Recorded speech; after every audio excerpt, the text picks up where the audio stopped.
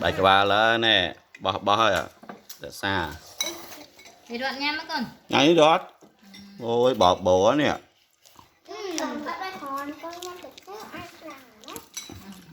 Vì nội sinh anh nhé.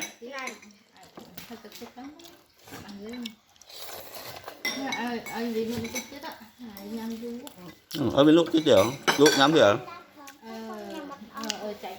Chạy thế nhắm rồi. Bạn bần. Nhanh nhé con. Tiền con này. Con mặc hàng này. Ôi đúng không?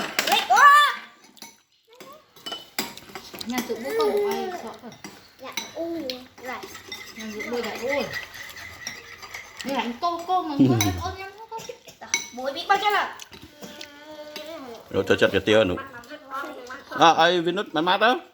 Vinut. Dạ. Nhớ sinh anh phó cái tiêu.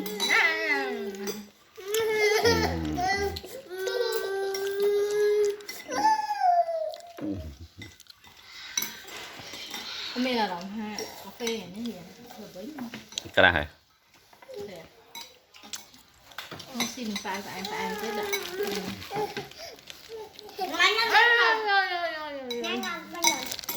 Cô ở nãy cô cỏ. Nhanh. Ngay nhá. Nhanh. Gì đi mẹ. Ai.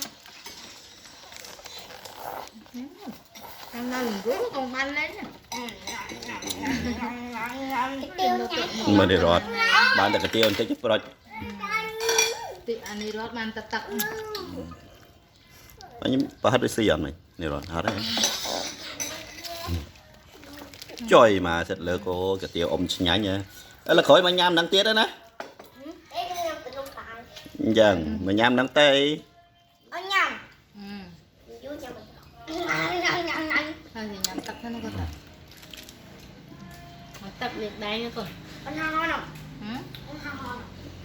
Con hơi tiền mà hơi tiền. Ôn đã hơi rồi. Ôn hơi tại ôn nhắm hay ôn tự nhắm tập rồi.